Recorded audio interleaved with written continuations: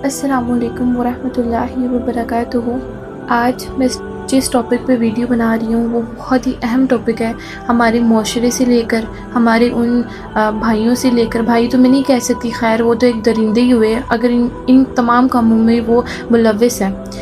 अच्छा जी, तो देख लेते हैं सबसे मेन सबसे जो फर्स्ट पे बात है ना, वो ज़िना के बारे में क्या क्या कही गई है। और ज़िना के पास भी ना भटको, वो यकीनी तौर पर बेहयाई और बेराह रवी है, बड़ी बेहयाई और बड़ी बेराह रवी है।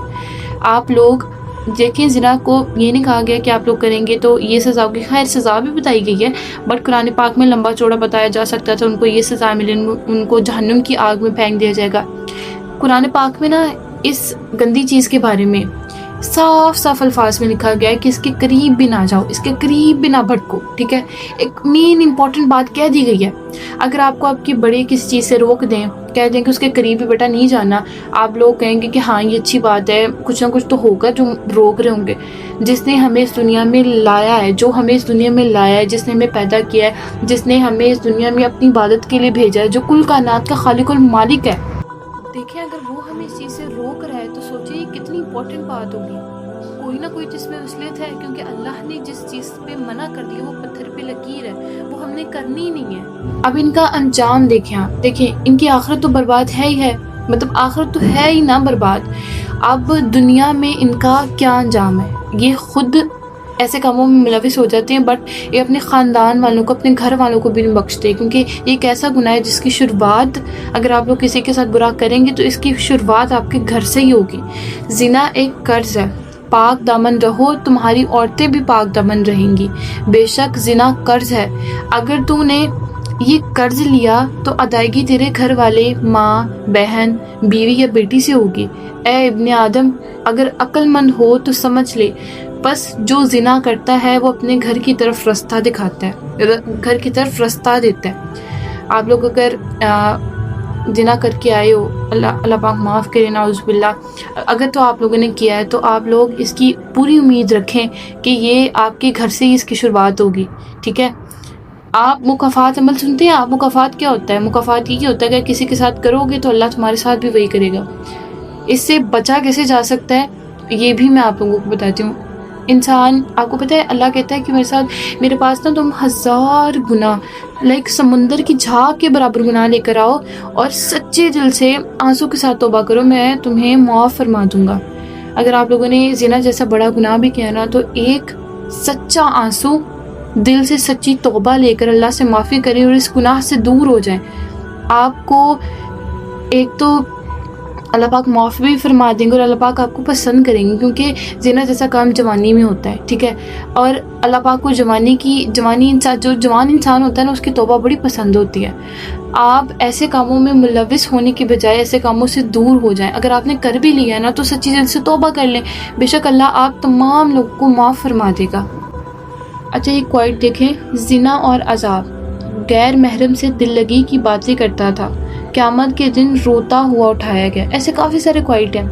आपको पता है आप ज़िंदगी में चले शैतान के बहकावे में आके ही सही गुनाह कर देते हैं, लेकिन जब तक आप उसकी माफ़ी नहीं मांग लेते, जब तक आप उस पर शर्मिंदा नहीं हो जाते, शर्मिंदा होना तो अलग बात है, करके इंसान कहता है अल्लाह मुझे माफ़ कर दे, मुझसे गलती से हो गया काम, एक सच्चे दिल से तौबा करके उस काम से बिल्कुल हट नहीं ना जाते, वो तब तक आपकी ज़िंदगी में आपके लिए अज़ाब बन के रहता है।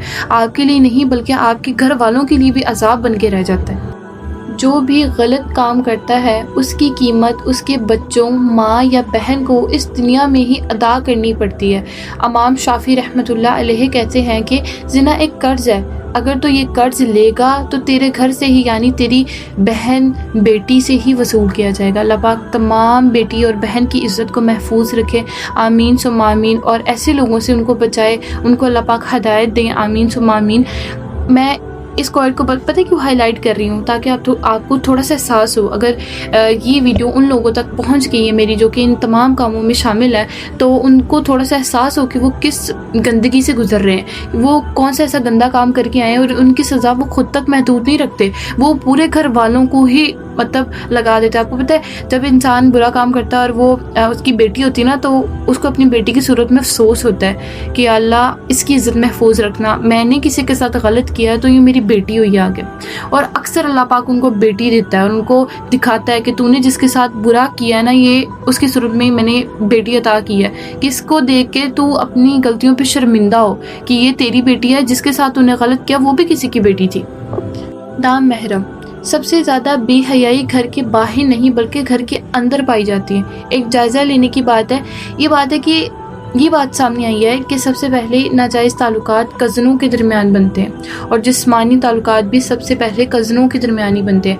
آپ لوگوں کو پتہ ہے کہ ہم نے اپنی بیٹیوں کو یا اپنی جو بہنیں ہیں ان کو کبھی ماں باپ نے بیٹھ کے سمجھایا نہیں ہے کہ بیٹا کزنوں کے درمیان میں اور بھائیوں کے درمیان میں کیا, بھائی تو چلو خیر ہے نا, بھائی کا تو میں کہتی نہیں نا, کزن سسٹرز ہوتی ہیں اور ہمارے تایا پھپھو چاچو کے بیٹے ہوتے ہیں, آپس میں مل رہے ہوتے ہیں, ہینڈ شیک کر رہے ہوتے ہیں. اگر ماں باپ باہر کے لڑکوں سے ان کی ملاقات نہیں کرنے دیتے تو کزنس کو کیوں پریفر کرتے ہیں, ان کو کیوں نہیں اپنی بیٹیوں کو سمجھاتے کہ بیٹا یہ بھی آپ کے لیے نامحرم. آپ کو پتہ ہے آپ کا اگر میں اسلام کو کھول لوں نا, آپ کہیں کہ ہم اسلام کا 2% بھی نہیں جی رہے. اسلام مشکل نہیں ہے, اسلام آپ کو بے حیائی برے کاموں سے روکتا ہے. آپ اس چیز کا اندازہ لگا لیں, اسلام وہی چیزوں سے روکتا ہے جس چیزوں سے آج تک ہماری بہنوں بیٹیوں بھائیوں سب کے ساتھ برا ہوا ہے.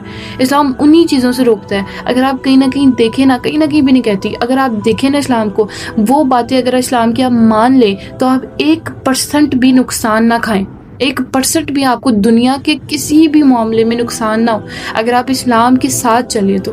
لیکن نہیں, آج کی دنیا میں کہتی ہوں چھوڑ دیں. بچیوں کے گلے میں دوپٹہ نہیں ہے, بچیوں کے سر پہ دوپٹہ نہیں ہے, پردہ کہاں گیا ہے. مجھے یہ بات اتنی اچھی لگتی ہے, میں لٹرلی اس بات پہ رو پڑتی ہوں.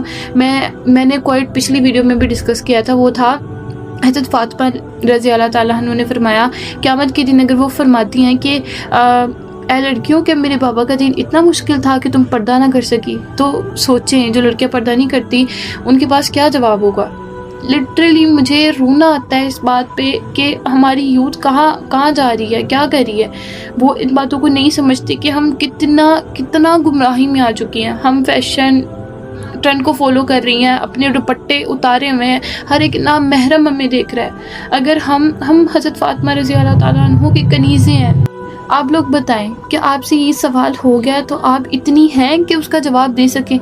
آپ نے دین کے لیے کچھ کیا ہے ایسا کہ آپ حضرت فاطمہ رضی اللہ تعالیٰ عنہ کو جواب دیں کہ میں نے پردہ کیا ہے؟ آپ کے پاس کوئی جواب ہوگا ان لڑکیوں کے پاس؟ میں حیران ہوتی ہوں, میں ویڈیوز اپلوڈ کرتی ہوں نا تو میں اپنا واچ آور دیکھ رہی ہوتی ہوں, صرف 55 سیکنڈ میری ویڈیوز دیکھتے ہیں لوگ بس. اس کے آگے میں جو بھی بات کرتی ہوں, کچھ بھی کرتی ہوں, لوگ نہیں دیکھتے ہی نہیں ہیں. اسلامک ویڈیوز ہے نا, کون دیکھے گا؟ دین کی بات کون دیکھ رہا ہے؟ اور جو یہاں تک میری اس بات تک آ رہی ہے نا, میں کہتی ہوں پراؤڈ آف یو. آپ لوگ, اللہ آپ کو ان تمام باتوں سے آگاہ کرنا چاہتا ہے.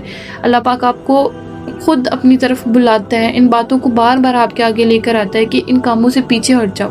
اگر آپ لوگ ان کاموں میں شامل ہیں تو آج میرے ساتھ مل کر وعدہ کریں کہ آپ لوگ ان تمام کاموں کو چھوڑیں گے, اللہ کی طرف جائیں گے. نماز پڑھنے میں کتنا ٹائم لگ جاتا ہے, کتنا کوئی ٹائم لگے گا آپ کا. کبھی تو شیطان کو مایوس کریں, کبھی تو شیطان کو بھی آپ لوگ ڈچ کرائیں, کبھی بھی شیطان کو آپ لوگ میں کہتی ہوں کرائیں کہ تو بھاگ جائے ادھر سے, آج ہم نے نا اللہ کو راضی کرنا, تجھے ہم نے بھگا دینا. کبھی تو اس کو بھی ناکام کرے نا, جو اب وہ جیت کے چلا جاتا ہے ہمیشہ. میری ان تمام ویڈیوز کو بنانے کا مقصد صرف اور صرف آپ کو اس چیز سے آگاہ کرنا ہوتا ہے کہ یہ دنیاوی زندگی ہے.